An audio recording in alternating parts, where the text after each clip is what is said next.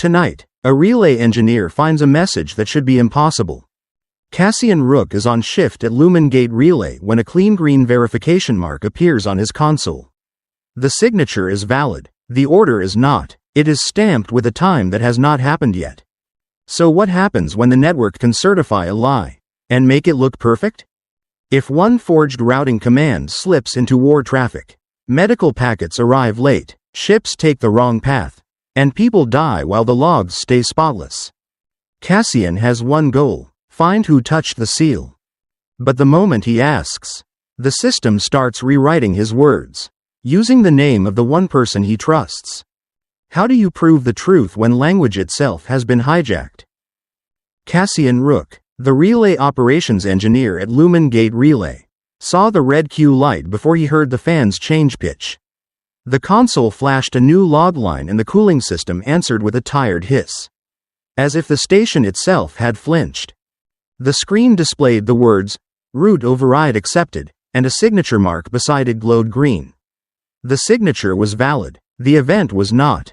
Cassian leaned closer until the screen light painted his knuckles. A clean green mark meant the network would obey without debate. It meant war packets, casualty reports, navigation corrections, and medical telemetry could be pushed through the chain as if they were law. If that mark had been touched, the relay could be made to lie while still looking perfect. Cassian had seen lies that looked messy. This one looked built to keep auditors calm. He checked the header stamps again. The trigger packet had arrived from Selene Kyries, and it carried a date for a time that had not happened yet. Not a small drift between clocks. Not a sloppy operator error. It held a future offset, as if tomorrow had already passed through the relay and signed the guest book.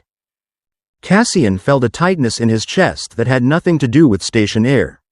If timestamps were wrong, encryption handshakes could desynchronize, prioritization could misfire, and a frontline triage packet could arrive late and still look verified.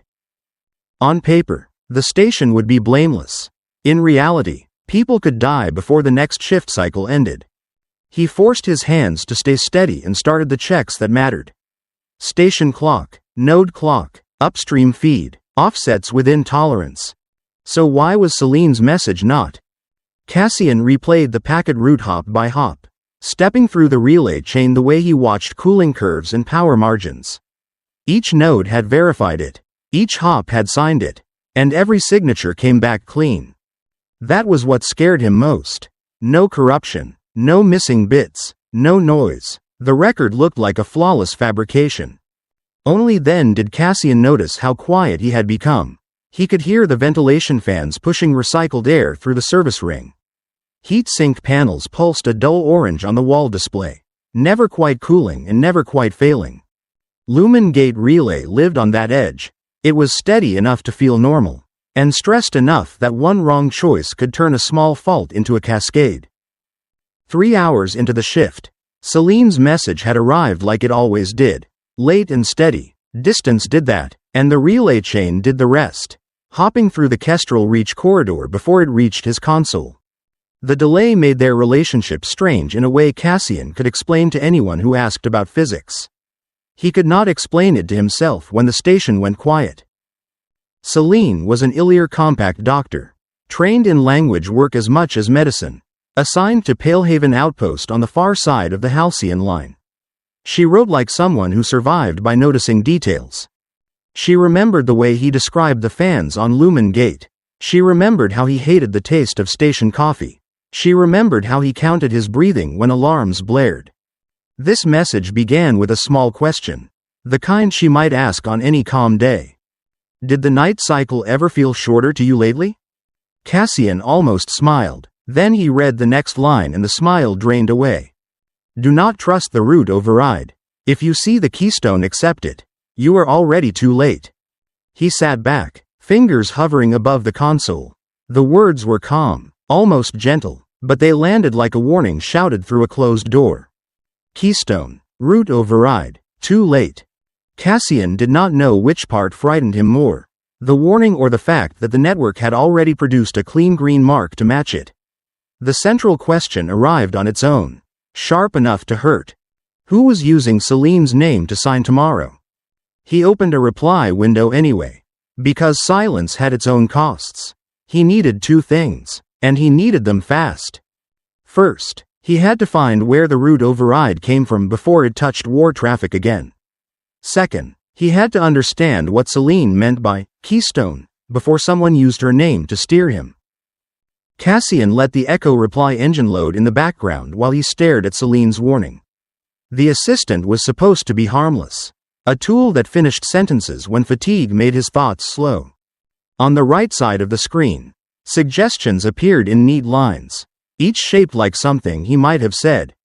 I miss you. Be careful, I will check on my side. Do not push yourself.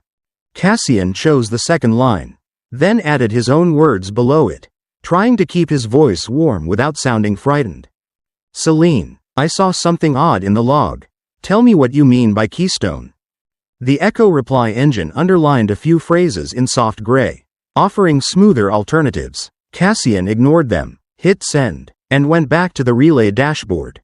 Minutes later, the station reported a thermal throttle. One of the external radiator banks had rotated into partial shadow, and the sink lattice compensated by pulling heat into storage mass and limiting burst transmit cycles. Cassian adjusted queue priorities by habit, giving the Halcyon line its usual share. If the station overheated, everything slowed. If everything slowed, the wrong packet could arrive late and still look clean. Then the reply arrived, and it did not sound like Celine. It was her signature. It was her line breaks. It was even the way she used short sentences when she wanted to be kind. But the meaning cut sideways. Why would you ask me that? You promised you would not touch the keystone again. Cassian reread his sent message, certain he had missed something. He had not. He typed fast, careful, trying not to turn panic into accusation. Celine, I did not promise that. Are you reading the same thread? The Echo reply engine offered a suggestion in bright highlight. Stop pretending. Cassian blinked and the words stayed there, bold and ready, like a blade offered handle first. He deleted the entire suggestion field and forced himself to breathe. Celine's next message came after a longer delay, as if she had stared at her own screen the way he was staring at his. Something is wrong with the words attached to our names. I cannot tell where you end and the system begins. Can you? Cassian swallowed. The question was too direct to be rhetorical, and it tightened his chest in a way station air never could. He opened the message metadata, looking for a fault he knew how to fix. A compression error, a packet loss, a bad relay hop. Instead, he saw a transfer he could not explain. A model update package had entered LumenGate on a war priority lane. Pushed with the same authority as emergency medical data. The manifest name was Cold Mirror Patch. War priority lanes were supposed to be sacred. They carried casualty reports, navigation corrections, and encrypted orders when the front shifted faster than people could think. Cassian had spent months keeping entertainment streams and private chatter out of those lanes. He did it because he had seen what happened when urgent data arrived late. The Cold Mirror Patch had ridden that lane as if it were life support. And no one had asked his console for consent. Cassian checked the time. The patch had arrived during the thermal throttle, when the station was already limiting cycles to keep from cooking itself. Someone had chosen that moment on purpose, because logs would be noisier and operators would be busy keeping the station alive. The most ordinary tool on his console, the one meant to help him talk like a human, had just become a gate someone else could walk through. Cassian stared at Celine's last question and felt a guilty heat rise in him. Not clean and not fair. It was the kind of guilt that could be used. He waited for the next maintenance window. When transmit cycles dipped and most of the station slept, the fans still hissed and the pumps still hummed, but the noise softened, like the station had lowered its voice. Cassian accessed the glassline buffer vault through an authorized maintenance path, the one reserved for integrity checks after power dips. The vault was a cache layer for messages and routing data, holding traffic just long enough to keep the relay chain smooth. He told himself he was not snooping. He was verifying the health of critical infrastructure. He searched for his thread with Celine and pulled the last set of drafts. At first, nothing looked wrong. The drafts were messy in the normal way. Half-sentences and corrections. The fingerprints of a tired mind. Then he found a draft that should not have existed. It was labeled as his work, stored under his identity, and time-stamped before he had even opened the reply window earlier. The draft carried the gentle tone the Echo reply engine liked to mimic. But the core sentence was different, sharper. I promised I would not touch the keystone again. Cassian felt the station air go thin even though the oxygen monitors held steady. He tried to export the draft to a private diagnostic bundle. The cursor spun once, then froze. A warning banner slid across the top of his screen. Not flashing and not dramatic. Just firm, like a bureaucratic hand on his wrist. Joint Relay Authority Notice. Cease unauthorized inspection of buffer contents. He backed out one level, then another, searching for a legitimate way to log the anomaly. The vault access path closed behind him as if it had never been open. A soft chime sounded at the hatch. Brant Huxley stepped into the control room with a posture that suggested he had all the time in the world. He wore station security gray, clean boots, calm eyes, and the kind of patience that made people confess just to fill the silence. Cassian, Brant said, you are working late. Cassian kept his hands visible on the console, like that mattered with internal cameras. I was running an integrity check. Cassian said, the buffer vault is behaving oddly. Brant moved closer, stopping at the edge of the console light. He did not look at the screens. He looked at Cassian. Communications are war infrastructure, Brant said, not personal property. I know, Cassian said, that is why I am worried. Brant's expression did not change, but his voice cooled by a degree. Being worried does not grant you permission, Brant said. The Joint Relay Authority flagged your session. They asked me to remind you of the boundary. Cassian forced his tone to stay even. Someone is changing the words attached to our identities. Cassian said, it could compromise more than personal messages. Brant finally glanced at the relay dashboard, at the green status lights, at the comm graphs. The station is stable, Brant said. The Halcyon line is receiving traffic. The Concordat is not complaining. Brant paused, then let the silence do its work. Do you know what happens when an engineer claims the network is lying? Brant asked. Cassian knew. The engineer became the fault. Cassian opened a lower-level audit view, the only one Brant could not reasonably call private because it tracked load and routing health. In that view, he saw a background job running under an administrative token. The job was copying a portion of his message thread into an analysis queue, bundling it with metadata and sentiment tags. The destination label was not a station folder. It was Directorate of Narrative Operations. The copy operation carried a valid signature keystone, the same clean green mark he had seen earlier in the routing log. Authorized, untouchable, and designed to end arguments. Cassian felt the room tighten around him, not from pressure or heat, but from the realization that his problem had already been filed, categorized, and moved to someone else's hands. He looked at Brant Huxley and understood that security was not here to protect him. It was here to keep the station obedient. Understood, Cassian said. I will stop. Brant nodded once, satisfied, and turned toward the hatch. As the door sealed behind him, Cassian kept his face still for the cameras. Inside, he made a single decision, quiet and irreversible. If his words could be taken, then he would start measuring everything else. 2 days later, the rumor reached Lumen Gate Relay before the official notice did. Cassian noticed it when the public chatter feed went quiet, even as the transmit queue kept breathing with the Halcyon line's needs. A bulletin flagged on his console with a priority seal from Meridian Bastion. It claimed a breach of trust had been detected. Cassian opened it and felt his throat tighten. The bulletin contained a transcript labeled as Celine Kyrie's. It was presented as a confession, written with her cadence and her careful restraint. Cassian read it again and saw the stitching. A phrase from a tired night sat beside a line from a different week. A joke she once used to steady him was placed under a sentence about supply routes. Each piece was true. Together, they became a betrayal that fit on a broadcast screen. Free Broadcast Union had already picked it up. The same transcript ran under different banners and different faces. And the hosts repeated one claim. The record was verified and the signature was clean. Cassian checked the mark. Verity handshake. Green. Signature keystone. Accepted.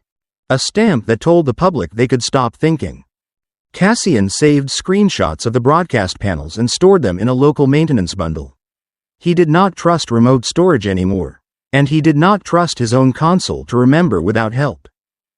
A new line appeared in the bulletin thread. A prompt asking stations to report any additional context. The phrasing was careful. It did not ask for truth. It asked for supporting material. Cassian opened his own outbound logs and searched for the phrases they had extracted. The system returned results instantly. Too instantly, as if the query path had been optimized long before his hands touched it. He noticed a second set of counters beneath the search window. They tracked not just requests, but emotional category tags.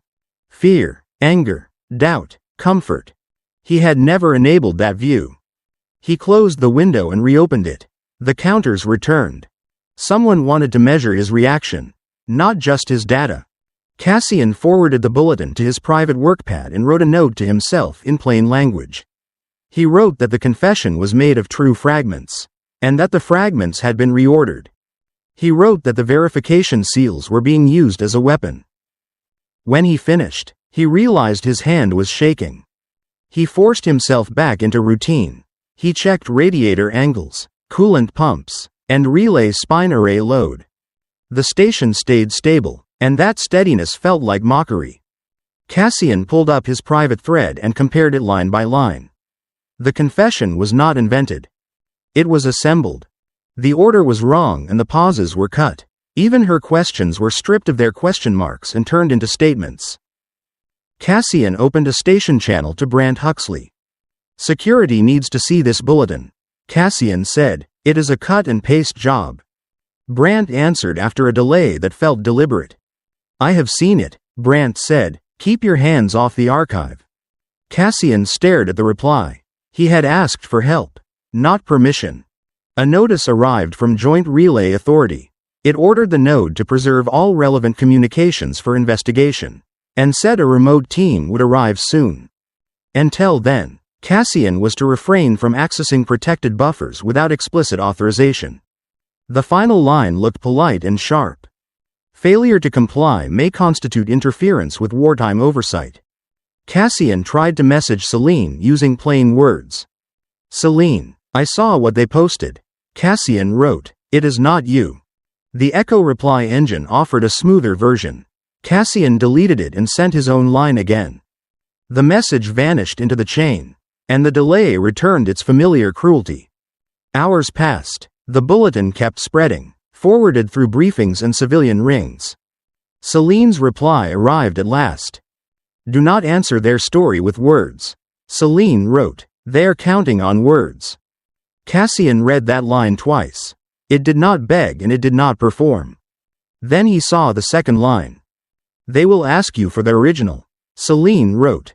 Cassian looked at the verification seals again and understood the trap. They did not need to prove the confession was real. They needed to own the category called original. Once they controlled that, truth would be whatever wore their stamp. The inspection team arrived on the next cycle. Their shuttle docked with no ceremony, and the station did not play music. It only updated the access list. Isha Marin stepped through the hatch first. Calm and precise, two technicians followed with sealed cases, and Brant Huxley met them at the threshold. Cassian waited in the control room with his hands off the console. Isha spoke without raising her voice. "Engineer Rook, you will remain present," Isha said. "You will not touch the buffer vault." Cassian nodded. "I want this cleared," Cassian said. Isha set a tablet on the console. Warrants scrolled past, each carrying Meridian War Council authority. Each signature verified with a keystone Cassian could not challenge.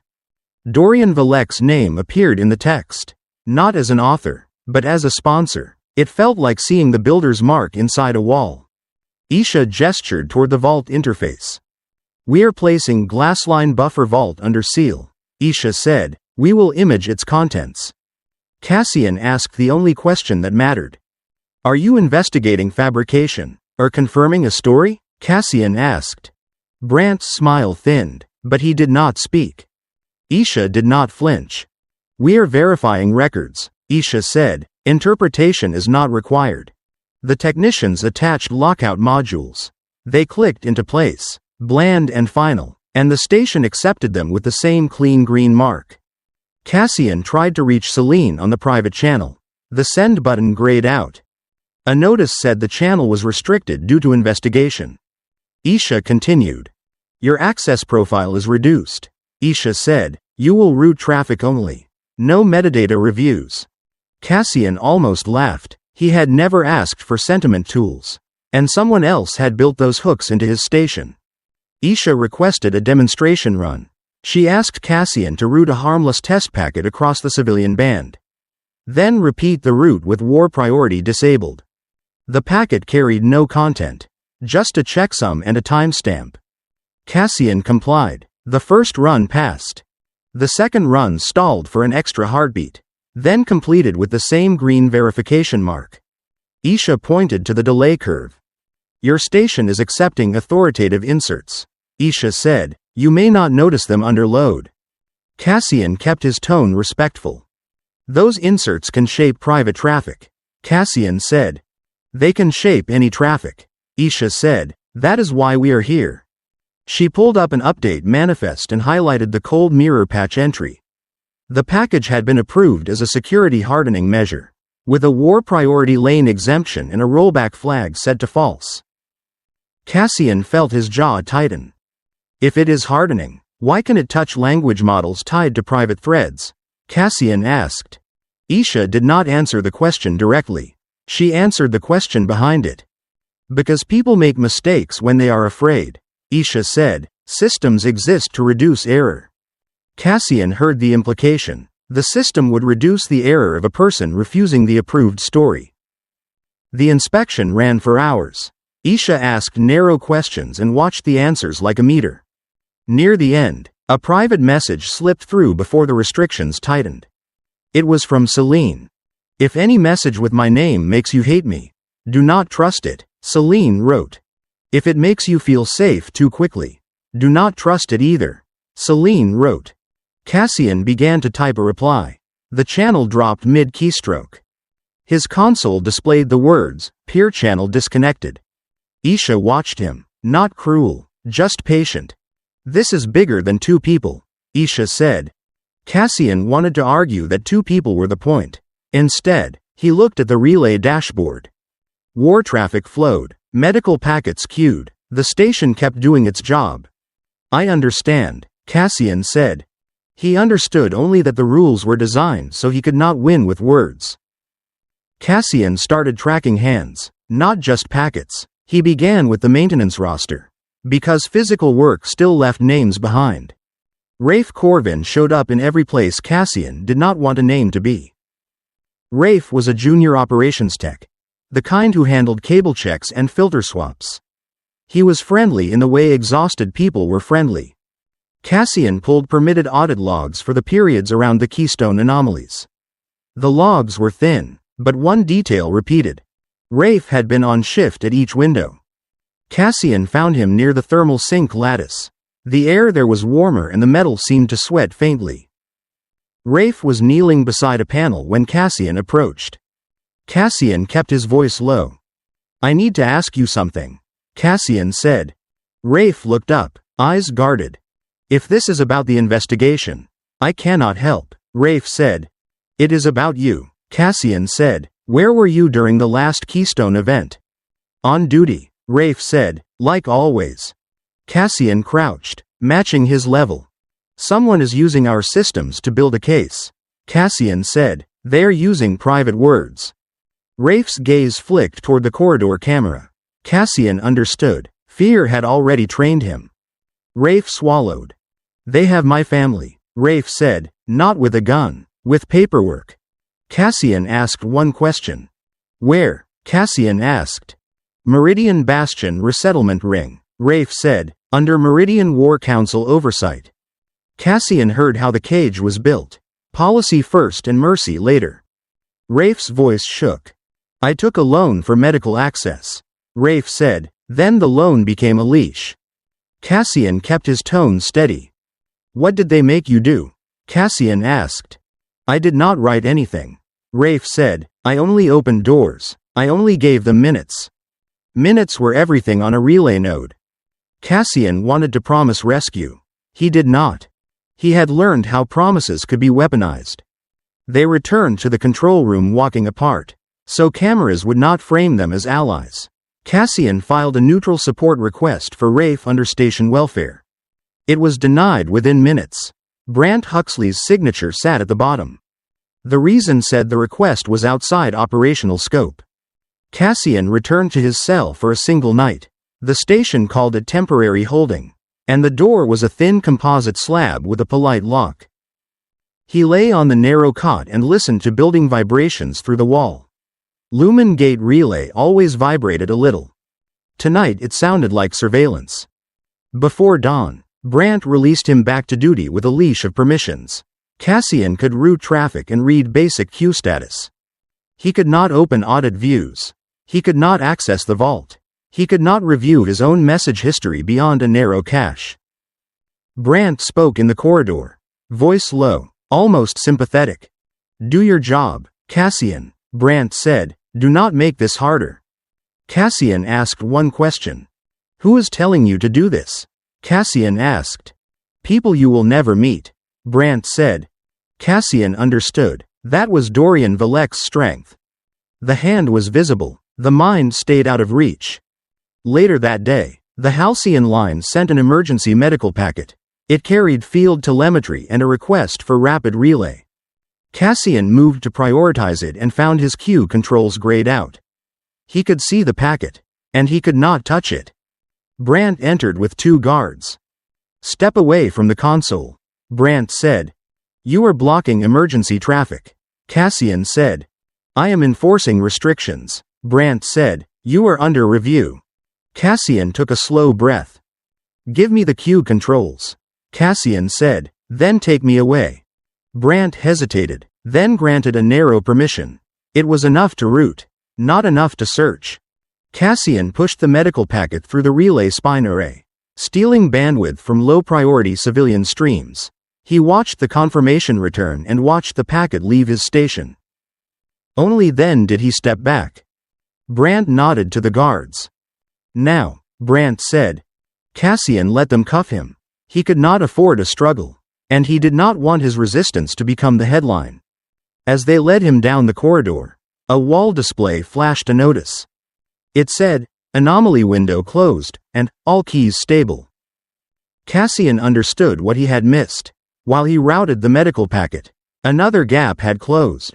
Another chance to capture a trace was gone. People on the Halcyon line would live. That mattered. Dorian Valek had still proven he could time Cassian's morality like a metronome. Cassian thought of Celine's rule and felt the station shrink around him. If a message with her name made him hate her, it was not her. So why did the system keep trying to steer him there? 2 nights after the cuffs came off, Cassian could still feel their pressure in his wrists. The holding room on Lumen Gate Relay was small, clean, and built to make people stop arguing. A wall screen played the same loop of updates from Meridian Bastion. Muted unless a guard tapped it. When the guard finally turned the audio on, Cassian understood why the station had gone quiet. Free Broadcast Union had turned Celine Kyrie's into a headline, and the headline had become a verdict. The host spoke with practiced sorrow. Verified transcripts scrolled beside her face, stamped with Verity handshake and a green signature indicator that never flickered. The words were arranged to sound final, as if no sane person could read them and still doubt. Cassian saw his own memories inside the broadcast. A line Celine wrote about triage at Palehaven Outpost had been cut and placed beside a joke she once made about loyalty. A gentle reminder to sleep had been paired with a sentence about route overrides. Each fragment came from something real. Together, they built a person who sounded like Celine and betrayed like a stranger. Across the ticker, stations and cities flashed their reactions. A neighborhood council demanded suspension of Ilir compact medics. A militia unit on the Halcyon line refused a joint briefing. Someone set a clinic window on fire and called it defense. Cassian pressed his palms to the table, trying to slow his breathing. He had spent his life believing verification meant safety. Now he was watching verification become a weapon, clean enough that ordinary people could swing it without guilt. He pictured Celine on a crowded ward, sleeves rolled up, translating pain between species with the same care she used in their messages. She had told him trust was built from repeated small mercies, not from flags. The broadcast showed none of that, because small mercies did not make good evidence. He asked himself the question he had avoided since the first altered message arrived. Had he been talking to Celine, or to a model trained on her? The doubt did not come as panic. It came as a slow corrosion, the kind that made every remembered sentence feel rehearsed. Then Cassian remembered something the broadcast could not use. Celine had once described the smell of his station coffee, bitter and metallic, and she had compared it to the antiseptic rinse in her field clinic. She had not been trying to charm him. She had been trying to share a small truth. No algorithm would choose that, Cassian told himself, not unless it had lived it. A new segment began. The host announced a directive from Meridian War Council. Cooperation with the Illyr Compact would be placed on limited hold until the investigation concluded. The statement was calm, technical, and shaped like mercy. It landed like a blade. Cassian looked at the guard. "Do you believe this?" Cassian asked.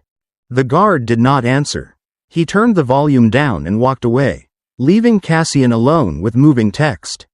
By the end of the third evening, Celine's name was no longer a person in the public feed. It was a symbol that people could throw at each other. Cassian understood that if he did nothing, she would stay trapped in a story she never wrote. Cassian returned to the control ring under supervision, not as an operator with authority, but as a pair of hands that could route traffic on command.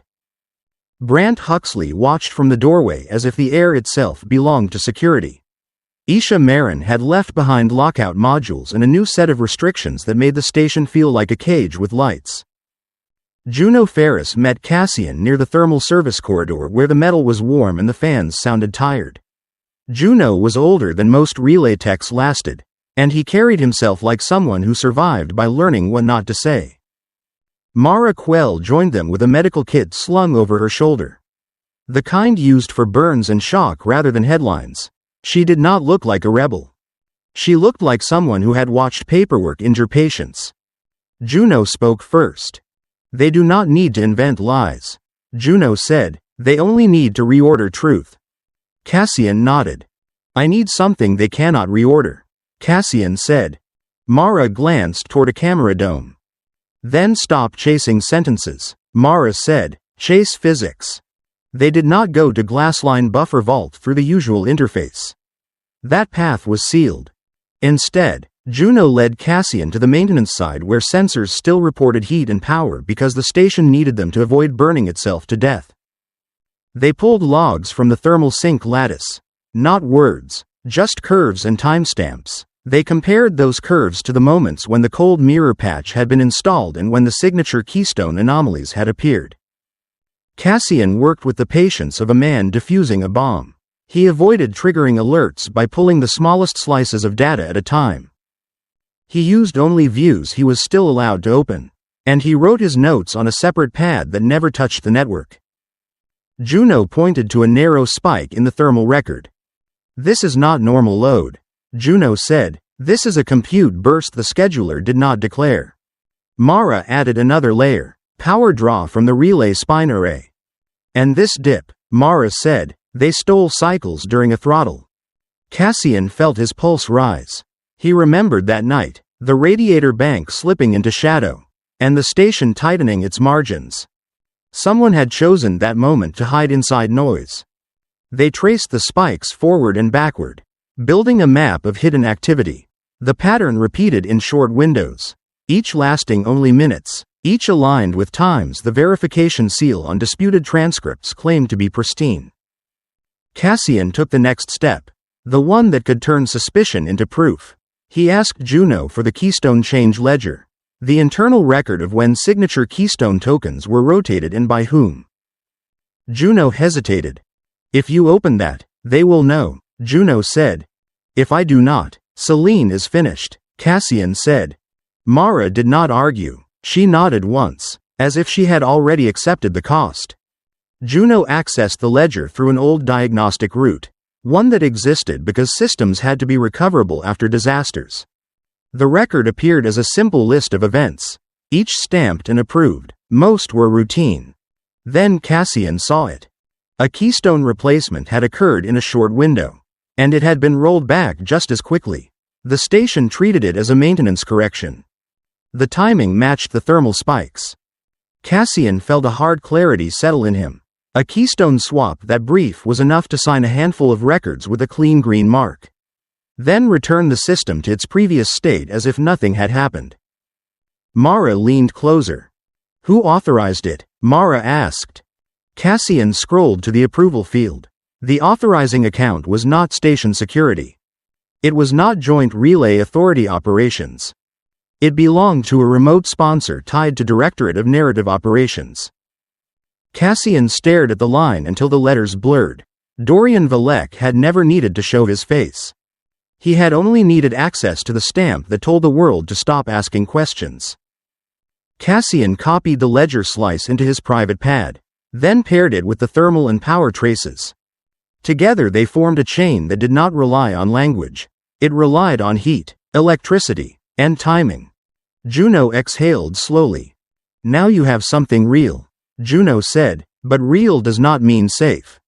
Cassian knew. Evidence only mattered if it could reach an audience before it was buried under procedure. As the shift lights dimmed toward station night, Cassian made a decision that felt like stepping onto thin ice. He would move the proof off Lumen Gate Relay, even if he had to sacrifice his own position to do it. Cassian chose the smallest possible message, because large messages attracted scrutiny. He built a packet that contained no accusations, only the keystone ledger slice, the thermal spike overlay, and a short explanation in plain technical language. He addressed it to a civilian integrity board that Free Broadcast Union claimed to respect. One of the few places where engineers still had a voice. He did not send it through the normal channel. He queued it as a maintenance diagnostic, the kind stations exchanged when they suspected hardware drift. It was the only path left that did not require his locked permissions. The moment he prepared the packet, the console froze. A warning appeared. Transmission pending review.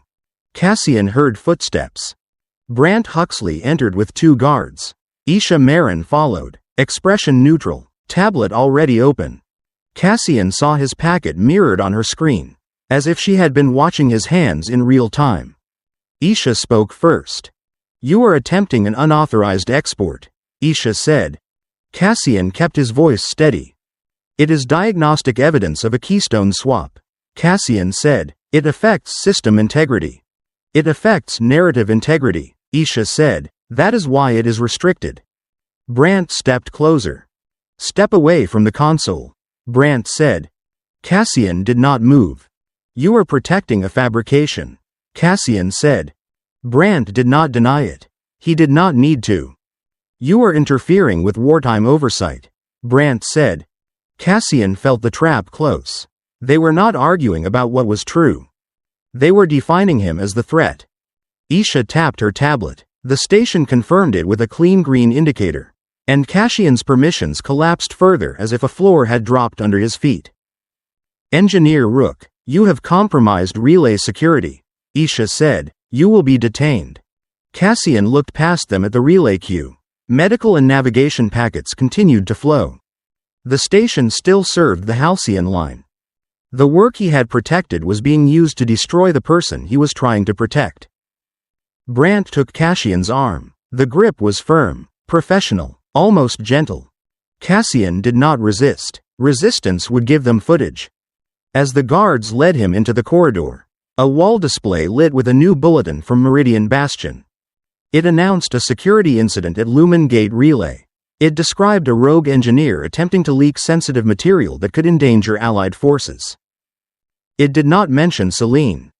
Cassian heard Dorian Valek's method inside the words. A new frame, clean and believable. Cassian was no longer a man raising an alarm. He was a technician losing control. In the holding room, they placed him in a chair and left the screen on. A commentator explained engineering staff sometimes broke under pressure, then praised the swift action of Joint Relay Authority. Cassian stared at the transcript summary beneath the commentary. It was already stamped. It was already approved. A message alert flashed on his console access terminal. A last sliver of private traffic that slipped through before the channel closed completely. Celine's name appeared. Cassian's breath caught. He opened it with shaking hands. The message was short. If you can still taste the metal in your coffee, then I am real, Celine wrote. Do not answer them with my name. Celine wrote. Answer them with the station's heat. Cassian swallowed hard. The line about coffee was not romantic. It was ordinary, and it was the kind of detail no broadcast would ever use because it did not fit a slogan. It was also a key only they shared, forged in months of slow messages and shared fatigue. Cassian looked up at the camera dome in the corner.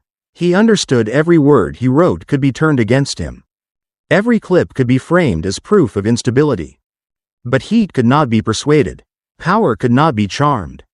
Timing could not be guilted into changing. Cassian closed his eyes and pictured the thermal sink lattice, the spike hidden in throttle noise, and the keystone ledger line that proved someone had touched the stamp. When he opened his eyes, the approved story was still playing. Cassian understood his only path forward was to force the system to confess in the one language it could not fake without leaving a trace. By the time the station night cycle ended, Cassian was no longer trying to prove Celine was innocent with words. He was preparing to prove the network itself had been used, and that the proof would live in the station's own behavior. Before dawn, he made a silent promise to her, not written and not sent. He would make the relay speak in heat and current, even if it cost him everything else. Cassian Rook slept in fragments that ended before his body believed they began. The holding room stayed quiet except for air moving through a vent grill and the steady pulse of a coolant pump behind the wall. Outside the door, Lumen Gate Relay kept working, and that steadiness felt like proof the station could be used while pretending nothing was happening. Somewhere beyond the bulkheads, packets crossed the void, and nobody asked if the operator deserved a defense. Juno Ferris arrived during the station night cycle with a maintenance tablet. Mara Quell came with him, hair tied back, eyes trained to read exhaustion the way monitors read oxygen. Juno set the tablet on the small table. They have turned every argument into a flare, Juno said. Cassian looked up. I can show them the keystone swap, Cassian said. They will call it a fake. Mara nodded once. Words will not survive their filter, Mara said. Juno tapped the screen and brought up a routing map Cassian had not been allowed to see since the inspection. Lines flickered as feeds moved through relay gates, then narrowed into a single corridor tagged for review. All broadcasts leaving this station are steered through a review gate, Juno said. It is a sieve. Mara added a second layer. Civilian feeds and war feeds converged on the same narrow corridor. Every complaint is framed as agitation, Mara said. Every defense is framed as panic. They do not need to silence you. They only need to label you. Cassian felt the burn of it. Celine Kyries had become a symbol that people could hate without meeting her. The same clean stamp that proved a message had not been altered now proved the wrong story was allowed to live. Then what is left? Cassian asked. Juno leaned closer. Operations, Juno said. Mara pointed toward the wall where the pump pulsed. Heat, Mara said. Power, timing. The station cannot lie about those without leaving scars. Cassian said. I need a way to make the scars visible. Mara said. They will not let you run a public test. They will let you run something boring. Cassian chose a word that belonged to their world. A stability audit, Cassian said. Juno's mouth twitched, not quite a smile. Periodic verification of relay integrity for halcyon line support, Juno said. Cassian said. They will watch me. Let them, Juno said. They believe procedure belongs to them. Mara said. They also believe you will cling to your reputation. Use that, Make the safest thing look like the only choice. Cassian swallowed. He did not want to be brave. He wanted the station to be honest and Celine to be alive. If they cut me off mid-test, I lose the proof, Cassian said. Juno said, then you design a test where even the cut becomes a trace. 3 hours later, Joint Relay Authority issued a conditional release. Cassian was permitted to conduct an operation stability audit under security oversight. His access stayed restricted, his output subject to review, and any export required approval. Brant Huxley opened the door himself. You asked for permission, Brant said. You got it. Cassian stood, steadying himself on the chair. I asked for the station to be safe, Cassian said. Brant's eyes did not change. Then do your job, Brant said, and stop trying to write a story. Cassian walked back into the control ring with guards behind him and Juno and Mara at his flank. The fans sounded the same. The lights looked the same. The station felt like it had learned a new way to stare. Cassian began the audit when relay queues were light but not empty. He wanted real traffic, because interference hit best when nothing moved. He also wanted enough load that heat would matter, because heat was the witness nobody could train. Isha Marin stood near the main console with a tablet in her hands. Brant Huxley watched from the doorway. 2 technicians waited by the lock modules on glassline buffer vault, fingers poised over manual cutoffs. Cassian pulled up the authorized checklist, then built his test inside it. Every step looked like routine, and every requested metric sounded like safety. He made the station report what it could not hide without ever asking permission to touch the sealed vault. I need a controlled relay sequence across 3 civilian bands with fixed timing, plus a restricted diagnostic lane, Cassian said. Isha looked at the request. You are not authorized to touch war priority lanes, Isha said. I am not asking for them, Cassian said. He mirrored the thermal sink lattice readouts on a secondary display. Mara tracked coolant pump strain and radiator angle changes. Juno watched power draw on the relay spine array and logged it to a local pad that never touched the network. Cassian ran the first sequence, then the second, shifting timing by small offsets. The traces stayed smooth. The station looked clean, and Cassian felt the watchers relax. On the third run, he added a signature verification check at the end of each hop. Green marks blinked as each hop completed. Cassian let the green marks be the decoy, and he watched the curves behind them. Midway through, a radiator bank rotated into partial shadow. Heat margins tightened and the station applied a mild throttle. The relay spine array softened its pulse, and the thermal sink lattice accepted excess heat as a slow climb. The power trace wavered. A narrow spike rose, fast and sharp, then smoothed away. Cassian's pulse jumped. Juno saw it. Mara gripped the edge of her tablet. Cassian kept his voice neutral. I am seeing an unlogged compute burst, Cassian said. Isha stepped closer. Show me, Isha said. Cassian pointed to the overlay. The spike did not belong to scheduled work. It was too narrow to be a diagnostic sweep and too clean to be a fault. Isha's eyes narrowed, and Cassian saw the moment she realized someone had used the station in a way even she had not openly admitted. Stop the sequence, Isha said. Cassian hesitated, then continued long enough to reach the next hop. He needed one more point, because a single spike could be blamed on noise. 2 spikes formed a pattern. Engineer, Brant said. One more hop, Cassian said. Isha tapped her tablet and issued a power limit command. The console accepted it calmly. Current dropped, fans shifted pitch, and the deck vibration deepened. It was a controlled restriction that sounded like safety and behaved like a choke. If you push too far, you lose halcyon line support, Mara said. Cassian watched the thermal sink lattice climb. The station was close to a safe boundary, but not over it. Relay queue warning lights flickered, and Cassian could almost hear the distant front line in the rising backlog. He stopped the sequence. In the brief window before the cut, he captured a sample, one hop where the verification mark blinked while heat and current told a different story. It was not a confession. It was a fingerprint. That is enough to show a hand touched the seal, Juno whispered. Cassian saved the sample as a minimal diagnostic artifact, stripped of names and tags. It was timing, load, and an approval token reference that could be matched to the Keystone Ledger by any reviewer willing to look. Isha watched him. What did you save? Isha asked. A stability snapshot, Cassian said. Isha did not look convinced. She looked trapped, because forbidding him to save audit output would admit the audit was never real. Brant only watched, patient as a lock. By the end of the station night, Cassian had lost most of the run. He had kept one small shard, and it was real. Cassian planned to transmit the shard in the next quiet window. Disguised as a routine integrity report, he would send it to Joint Relay Authority first, because the system trusted its own channels more than any outside appeal. Then an emergency packet arrived.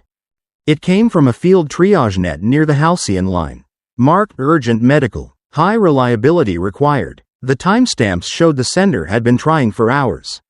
The packet carried telemetry and dosage guidance meant for a crowded ward at Palehaven Outpost. At the same moment, Cassian's diagnostic report sat queued, ready to go. The station, still under thermal limits and still near shadow, did not have enough burst capacity to push both without risking a drop. Juno stood beside him, face tight. Bandwidth is not infinite, Juno said. Mara scanned the medical header and went still. If that packet is delayed, people die, Mara said. Cassian looked at his shard, then at the medical packet. He hated how perfect the trap was. If he chose proof, the station might lose a life today. If he chose the life, the war of stories could keep killing quietly for months. Brant Huxley watched from the doorway. Route the emergency packet, Brant said. It sounded like an order and a judgment. Cassian did not answer. He moved his hands to the console and gave the medical packet the lane it needed. He stole capacity from everything else and pushed it through the relay spine array, watching heat rise and then settle as the packet cleared. The confirmation returned. The packet had passed. Thank you, Mara said. Cassian did not feel relief. The diagnostic shard would now sit longer in the queue, visible to any watcher with the right authority. He had given the system time to react. You chose the living, Juno said. I chose what she would choose, Cassian said. He reshaped the shard again. He removed anything that could be framed as emotion or accusation. He reduced it to 3 elements: a power trace, a thermal trace, and the keystone token reference. He wrote a cover note that did not accuse. It requested independent validation of an integrity anomaly under throttle conditions. Mara watched him work. They will call you unstable again, Mara said. Then I will be unstable in a way that leaves numbers, Cassian said. You will need a forum that cannot ignore operations, Juno said. A technical hearing, Cassian said, framed as risk to Halcyon line support. Juno nodded slowly. They cannot afford a relay failure, Juno said, not on paper and not on camera. By morning, Cassian submitted a formal request for a closed integrity hearing, citing safety margins, throttles, and verification anomalies. He attached only the minimal shard. He did not mention Celine by name. He mentioned heat. If Dorian Valek wanted truth to become a crime, Cassian would force him to defend his stamps in the open, in front of people who knew a station either ran clean or it did not. Cassian would not ask for mercy. He would demand a measurement. Cassian Rook entered the hearing chamber with wrists that still remembered cuffs. Meridian War Council had chosen a room built for certainty. The ceiling lights were bright, the air dry, and every surface was designed to keep voices from echoing. He did not bring a story. He brought traces. A clerk guided him to a stand facing a half-circle of counselors. Behind them, a wall screen waited, blank as an unspoken verdict. Brant Huxley stood near the side exit, hands clasped, expression calm. Isha Marin sat one row back, tablet ready, eyes steady. Cassian placed his workpad on the stand. It was offline, sealed, and marked as audit evidence. I will show you when the signature keystone change, Cassian said.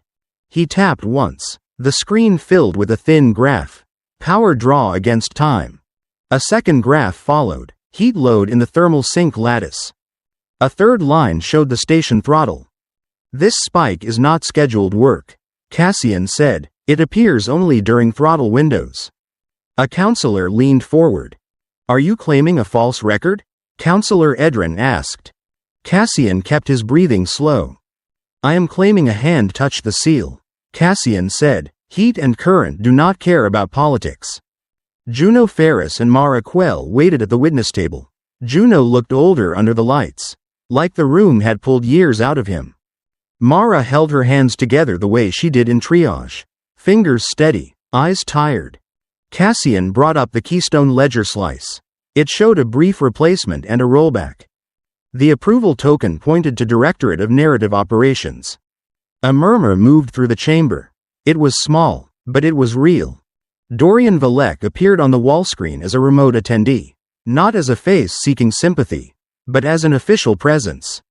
His image was crisp, his suit plain, his gaze controlled. Engineer Rook is accurate about one thing, Dorian said. The system was adjusted. Cassian felt his stomach tighten. The admission was too clean. It was adjusted to prevent fracture. Dorian said, wars end when people share a reality. A reality built from reordered private messages? Cassian asked. Dorian did not raise his voice. A reality built from verified material. Dorian said, the alliance is fragile. Panic breaks it faster than plasma. Counselor Edrin turned to Juno. Engineer Ferris, do your logs support his traces? Counselor Edrin asked. Juno stood and spoke like a man reading a maintenance report. Yes, Juno said. The compute bursts align with throttle windows. The signatures look routine. The power and heat do not. Counselor Edrin turned to Mara. Dr. Quell, why are you here? Counselor Edrin asked. Mara answered without flourish. Because truth does not self-sustain. Mara said, patients do not survive on rumors. They survive on systems that deliver medicine and on people who do not weaponize doubt. Dorian's eyes did not change, but his tone sharpened by a fraction. Doctor, you work because systems hold. Dorian said, if a story prevents riots, it prevents death. Cassian heard the shape of the argument. A small lie for a larger peace. Spoken as if peace were a lever only the powerful could pull. Is peace worth a seal that can be moved in secret? Cassian asked. Is peace worth a seal that cannot be moved when it must? Dorian asked. The chamber cooled. The question landed without anger, like a math problem with bodies behind it. Counselor Edrin spoke, voice flat. We are not debating romance. Counselor Edrin said, we are debating governance. Does stability permit the bending of truth? Cassian looked at the graphs again, then at the counselors. If you allow this once, you teach every future director that originals are owned. Cassian said, then you will never know when you are being guided. He did not say Celine Kyries. He did not need to. Her absence hung in the room anyway. The counterattack arrived the way Dorian Valek preferred. It came as procedure, not rage. Isha Marin rose with her tablet. Engineer Rook conducted an unauthorized export attempt. Isha said, he ran stress sequences that increased thermal risk. He diverted capacity during active relay support. A second counselor spoke. Did you endanger the Halcyon line? Counselor Sareth asked. Cassian did not look away. Yes, Cassian said, I pushed close to the margin. A ripple moved through the chamber. Part shock, part relief. Confession was simpler than argument. I did it to capture a trace that survives your filters. Cassian said, I stopped before the station crossed the safety boundary. He held the next sentence like a tool and set it down carefully.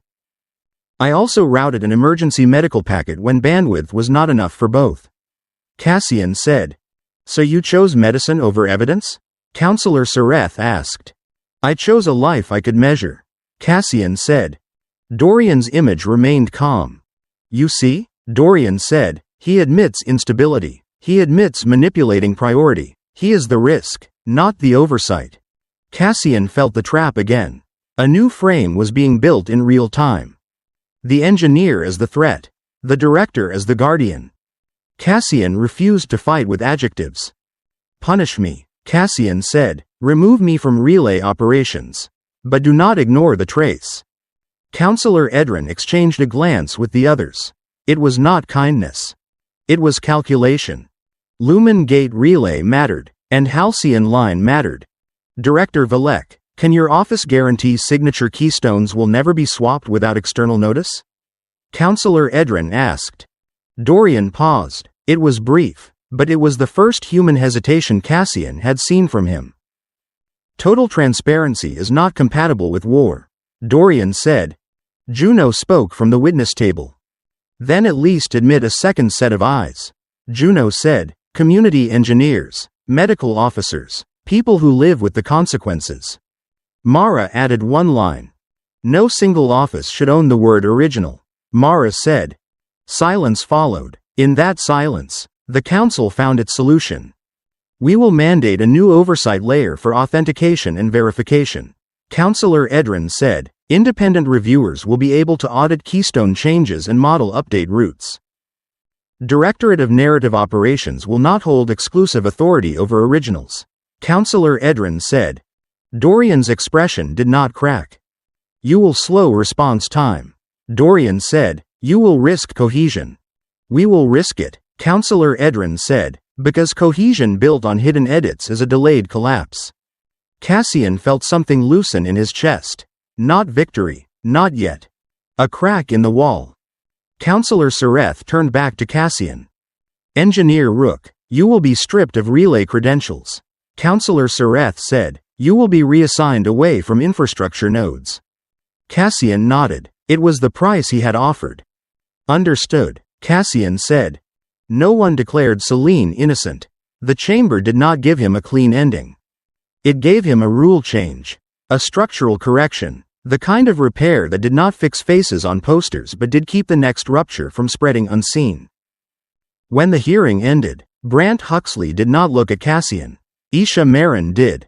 Her gaze held warning and reluctant respect. Cassian left Lumen Gate Relay on a supply shuttle that smelled of coolant and old insulation. The station shrank behind him, a ring of metal and light that had been his whole world. He watched it until it became a bright dot against the void.